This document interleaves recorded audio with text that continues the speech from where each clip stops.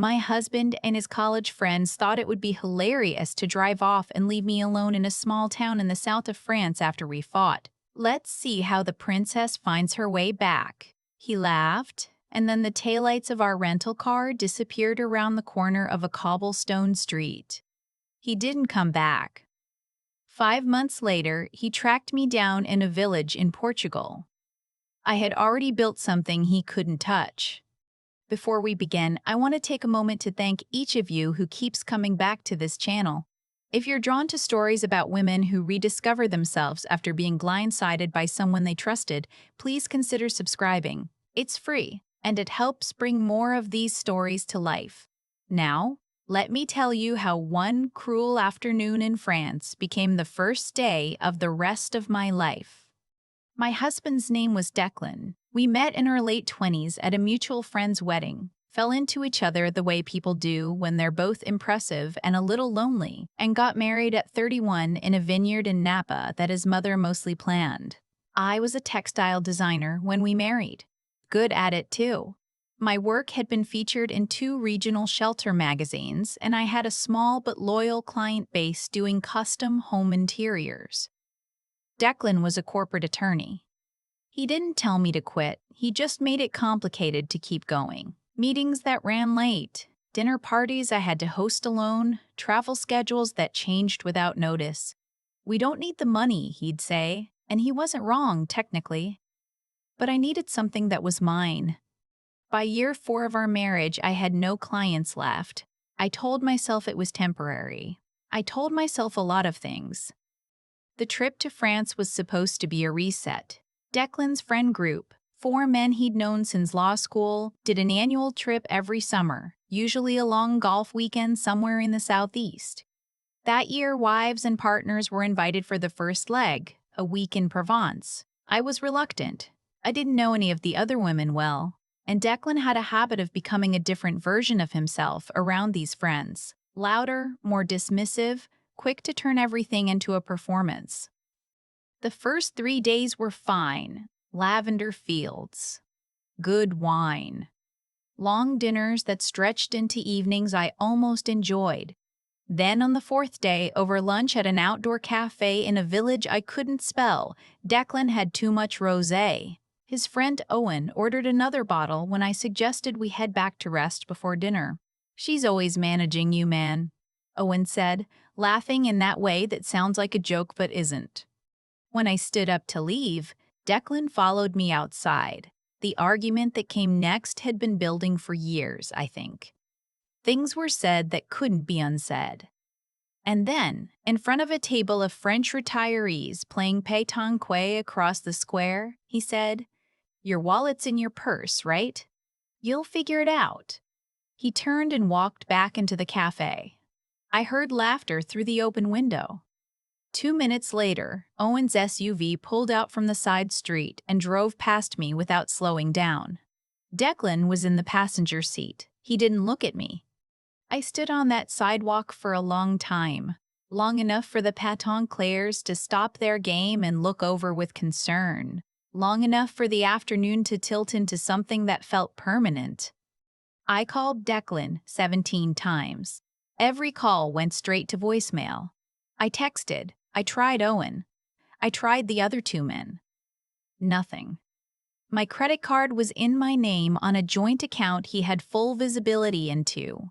My passport was in my purse. I had about 60 euros in cash and my phone at 40% battery. The first thing I did was find the cheapest place to sleep, a gîte a few blocks from the main square run by an older woman named Claudette, who spoke no English but seemed to understand, from my wet eyes and the absence of any luggage, what had happened. She patted my arm and gave me a room above her garden that smelled like dried herbs and old linen. I didn't sleep. I sat with my phone and I thought about calling my sister who lives in Portland. I thought about what she would say, which was some version of what she had always said. That Declan was not a safe person, that I'd been disappearing for years, that she'd been watching and waiting and worried. I wasn't ready to hear it. Not yet. Instead, I sat with it alone, which felt more honest. By the second morning, I accepted that he wasn't coming back. I took off my wedding ring in the bathroom of a patisserie. It was a wide gold band with a row of small diamonds that Declan had upgraded on our 5th anniversary, replacing the simple ring we'd chosen together. The upgrade had not been my idea. I walked to a jewelry shop on the main commercial street and asked, in the broken French I'd acquired from a podcast I'd started and abandoned, if they bought secondhand pieces. They did. The number the owner offered me was less than half what the ring was worth, but it was enough. It was more than enough for what I was already planning. Because somewhere between the 17th unanswered call and the pale light of that second morning, something had clicked over in me. Going home meant explaining. It meant lawyers and account access and Declan controlling the narrative before I had any footing. It meant my sister's relief and my mother's questions and everyone's opinions arriving before I'd had a single moment to think. I thought about where to go. Not Paris. Not anywhere the firm's colleagues might travel. I'd spent a semester abroad in Lisbon at 23 before I knew Declan, before I knew anything really, and I had never forgotten the feeling of that city, the weight of its history, the way the light came off the river in the late afternoon. I had thought about going back for 12 years. I bought a bus ticket to Marseille, a train ticket to Barcelona, and from there, a budget flight to Lisbon. I moved through France and Spain with my purse on my lap and my phone mostly dark, and I felt, for the first time in a long time, like the only person I was responsible for was myself. Lisbon was loud and golden and too big for someone without a plan. So after 2 nights in a hostel, I took a regional coach south. I got off at a stop in the Alentejo, in a village so small it didn't appear on the map I was looking at. I'd chosen it because the name on the sign looked beautiful, and I had nothing else to go on. That afternoon, I collapsed. I hadn't eaten properly in 2 days. The August heat was nothing like Provence. It was denser, flatter, relentless. I had been walking along a pale dust road lined with cork trees when the world tilted and I sat down heavily in the dirt. And then I was lying down and the sky was bleached white above me. I came back to consciousness with a woman's voice in my ear and a hand behind my head lifting me. She was somewhere in her late 60s, small, with short silver hair and paint on her forearms that I registered before I registered anything else. She helped me to sit and pressed a water bottle into my hands. "Drink," she said, in English with a Portuguese accent, slow. Her name was Philippa. She had seen me from the road. She had a truck. She drove me to her property, a long, low farmhouse at the end of a dirt track with a studio attached to one side, its windows full of afternoon light. Her husband, a quiet man named Thomas who grew cork and kept bees, looked up from the porch when we pulled in. He raised his eyebrows. Philippa explained something in Portuguese and he nodded and went inside and came back with a plate of bread and cheese and sliced tomatoes from the garden. I ate the whole plate. That evening, I tried to explain myself. Felipa had some English, enough. I told her a husband had left me and I had gotten on a bus and now I was here. She didn't ask for more than that. She showed me to a spare room at the back of the house. Whitewashed walls, a wooden bed with a quilt the color of wheat, and a window that looked out onto a field of sunflowers that were facing away from me, toward the last of the light. I thought I would stay 2 days. 2 days stretched into a week when Felipa asked if I would help her prep for a market she attended every Saturday in the nearest town. She made pottery, not the decorative kind, but functional, earthy pieces in terracotta and white, and the blue that's specific to Portugal, that particular shade of azul you see on old tile. Bowls, plates, pitchers, tall cups. She sold them at market and through a few restaurants in Evora that had been carrying her work for years. I helped her load the truck. I helped her set up the table. And then, because I had nothing else to do and because her English could only go so far with customers who spoke it as a second language too, I stood at the front of the stall and talked to people. I have always been good at talking to people. It's something Declan used to call on when he needed me and dismiss when he didn't. At that market table, I spoke about the clay and how Felipa sourced it, About the firing process, I'd watched twice already, about why the glaze on the smaller bowls had that particular depth. I didn't know everything I was saying was true. I knew it felt true, which is a different thing and sometimes more useful. We sold out of the smaller pieces by 11 in the morning. On the drive back, Philippa didn't say anything for a long time. Then she said, "You know how to make people want things." "I used to design textiles," I said, "for interiors." She glanced at me. "Why did you stop?" I didn't have an answer I was willing to say out loud yet. Over the following weeks, I fell into the rhythm of the property without intending to. I learned how the kiln worked, that there was a logic to loading it that Philippa had developed over 30 years of practice. I learned to wedge clay until the air was out and my shoulders burned.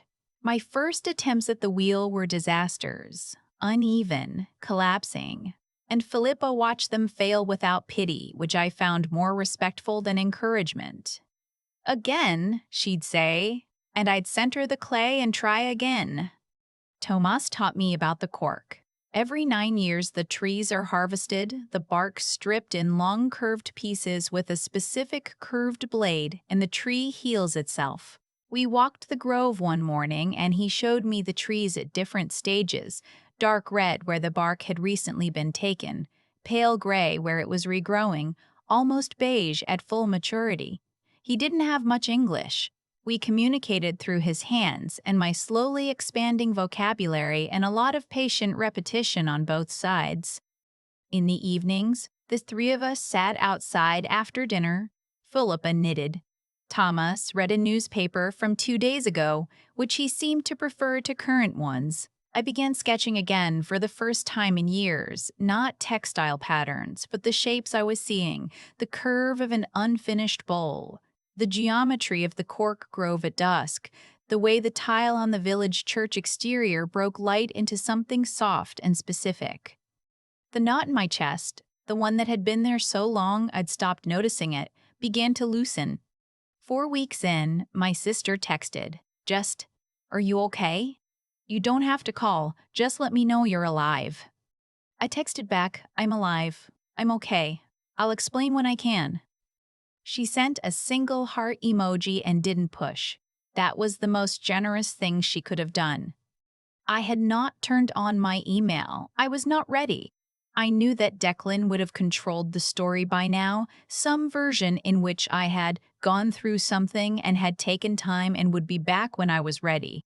I knew that version because it was the story he told about everything inconvenient. I wasn't ready to see what was waiting in my inbox, and I wasn't ready to dismantle it. So I waited. 3 months after I arrived, Philippa asked me to sit down at the kitchen table after Tomas had gone to bed. She poured 2 small glasses of a local wine that tasted like dark plums and set a folder on the table between us. "We're not young," she said. "You're not old," I said. She shook her head, patient. "Our daughter is in Canada, Vancouver. She will not come back." She touched the folder. "These are the business papers. Tomas and we have talked." She looked at me steadily. "We want you to be part of this, not as a helper, as a partner." I stared at the folder. "You've known me 3 months?" "I knew in 3 weeks," she said. The agreement was for a 1/3 stake in the pottery operation, the production, the Robin-Kate sales, the restaurant accounts, not charity.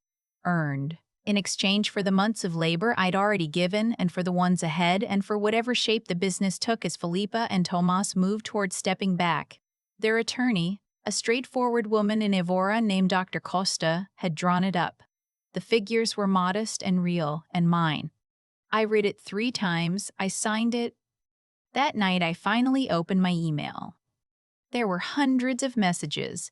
Near the top, from 6 weeks ago, a note from a textile studio in Portland, an old contact who knew my work, asking if I was available for a consulting project on an eco-materials line they were launching. The message had been forwarded twice, the subject growing more urgent each time, the most recent marked just 5 days ago, "Still interested if you are. Please advise." And then 4 messages below that from Declan. The subject line was, "I know you're in Portugal." My hands went still. I read it. He had hired someone, a private investigator, it seemed, because he referenced the village in Alentejo without specifics. He said what had happened in France was a mistake and that things had escalated beyond what either of us intended. He said I had made my point and it was time to come home. He said he was coming. Thursday. He said to be ready. It was Tuesday evening. I brought the phone downstairs. Philippa was still at the table. I handed her the phone without saying anything. She read it. She set the phone down. She slid the signed partnership agreement across the table toward me. "Good timing," she said quietly. "I was waiting for the right moment." I didn't pack anything. I didn't contact a friend for moral support. Instead, I spent Wednesday with Dr. Costa, the attorney, reviewing Portuguese and American divorce provisions and what I was and wasn't entitled to from a decade of a joint financial life. I sent the Portland studio a short reply saying I was interested and available and would they do a call the following week. I wrote a long overdue email to my sister explaining as plainly as I could where I had been and why. Thursday arrived the way significant days always do, looking exactly like any other. I was at the wheel trying to center a tall cylinder Philippa had challenged me to attempt when I heard tires on the dirt drive. I wiped my hands on my apron. I walked outside. Declan looked wrong here. That was the first thing I thought. He was in travel clothes, the deliberate casual of someone who spends money to look effortless. Dark, slim trousers, a linen shirt, sunglasses pushed up on his head. He was standing beside a silver rental car looking at the farmhouse the way he looked at anything that didn't meet a certain standard, which was with a tight-lipped absence of expression that he thought was neutral and wasn't. He didn't notice me until I spoke. "Declan." He turned. The blankness broke and something complicated moved across his face. His eyes went from my clay-covered hands to my forearms, tanned in a way I hadn't been in years, to my hair which I had cut short in Evora 3 weeks ago because I wanted to, and it was my hair. "My God," he said, "what did you do to yourself?" The old version of me would have felt that land. This version just waited. "You drove off and left me in France," I said. "What are you doing here?" He recovered. The charm came back practiced and quick. He extended his arm slightly, some gesture toward warmth. "I came to bring you home. This has gone on long enough, whatever point you were making." I wasn't making a point. "I hear it," he said, speaking over me. "I hear it. I was wrong in France. It got out of hand. But this," he gestured at the farmhouse, at me, at all of it. "This isn't a solution." "I'm not looking for a solution. I have a life here." He almost laughed. "A life? You're covered in clay." "Yes." He studied me for a moment. Behind me, I heard the screen door open and felt Philippa and Tomas position themselves on the porch without speaking. Declan registered them. "Can we talk privately?" "There's nothing private I need to say to you. They can hear anything." His jaw moved. He looked at the ground and then back at me, recalibrating. "Okay, real talk. Your name is still on the joint accounts. There are legal things to sort out. If you want a divorce, fine, we can discuss it, but you need to come home for that." "Actually, I don't." I reached into my apron pocket and held out the envelope Dr. Costa had prepared. "These are divorce papers, filed under American law with provisions for the split of assets accumulated during the marriage. Your copy. Your attorney will need to review and respond within 30 days." He stared at the envelope. He didn't take it immediately. "You filed already?" "Yesterday." "Without telling me?" "You didn't tell me when you were going to drive away." Something went out of him then. Not rage. He didn't go to rage. It was more like a structure collapsing inward. He took the envelope. He held it at his side. "You'd throw away 10 years for this," he said. It wasn't quite a question. "I'm not throwing anything away. I'm choosing something else. I looked at him without anger, which surprised me. I'd expected anger, and instead I felt something closer to clarity. You thought you were teaching me a lesson about what I couldn't do without you. You actually showed me what I could do without you, though they're different lessons. He didn't say anything. Tomas stepped forward from the porch and said something in Portuguese, his voice low and even. Declan looked at him.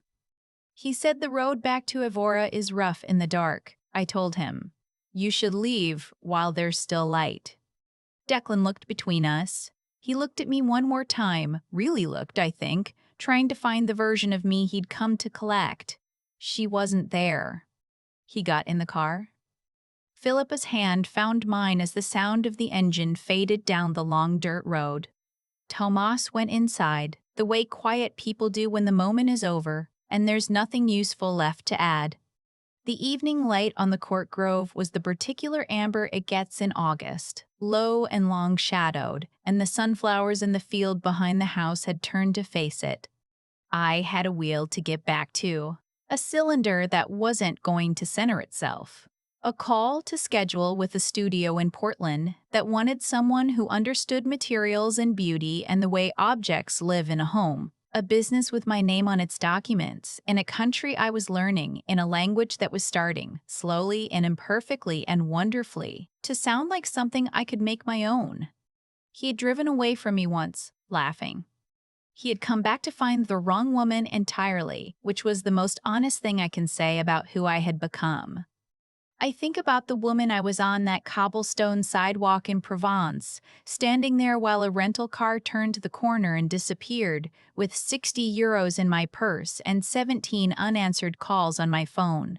I used to think that moment was the worst thing that had ever happened to me. I don't think that anymore. What Declan did was cruel. I'm not going to soften that. Leaving someone you married in a foreign country without access to money, without a charger, without a single person in that town who knew her name, that's not a prank that got out of hand. That's a choice. And choices like that have a way of telling you exactly who made them. The cruelty revealed something I had been half knowing for years and refusing to look at directly. When he drove away, he accidentally forced me to look. I had spent 4 years making myself smaller to fit inside a life Declan had designed. I called it support. I called it partnership.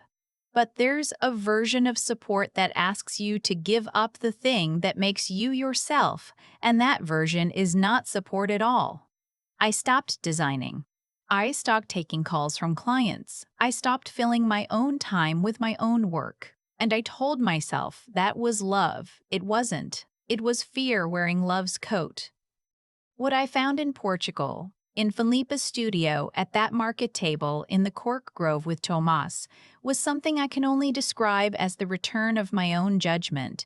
Not confidence exactly, not at first. More like the slow realization that my hands knew things, that my eye knew things, that 38 years of living had given me more than I'd been using. Filipa didn't compliment me the way people compliment you when they want something. She just watched me work and told me when I was wrong and kept handing me clay until I got it less wrong. That is a specific kind of respect. I had almost forgotten what it felt like to receive it. There's something I keep coming back to when I think about how everything unfolded. The consequences were so precise. Declan thought he was demonstrating my dependency. Instead, he demonstrated my capacity. He thought I would call him from some tourist hotel in a panic and that the whole episode would give him leverage for years. Instead, I took a bus to Spain and a flight to Lisbon and a coach into the Alentejo, and somewhere along that route I started thinking clearly for the first time in a long time. Not every door that closes on you is a punishment. Sometimes it's the only way you find out which direction you actually want to walk. I didn't find Filipa and Tomas because I was lucky. I found them because I was moving, because I chose to keep moving when I could have called someone to come collect me. That decision, to stay in motion, to not collapse into the easiest available rescue, was the first honest decision I had made in years. Everything that followed came from that one moment of choosing to trust myself. What I know now is that integrity isn't something you declare. It's something you practice in the small decisions, the ones nobody sees, like whether you center the clay again after it collapses for the fifth time, or whether you walk away from the wheel, like whether you open the partnership agreement and read it carefully before you sign it, or whether you let someone else tell you what it means, like whether you hand a man his divorce papers with your clay-covered hands and your short hair in your sun-darkened arms and let him see, clearly, that you are not the woman he came to collect. I am still learning Portuguese. I am still terrible at tall cylinders on the wheel. I talk to my sister every Sunday now, which is something I should have done 4 years ago. None of it is perfect, but it is entirely, irreversibly mine.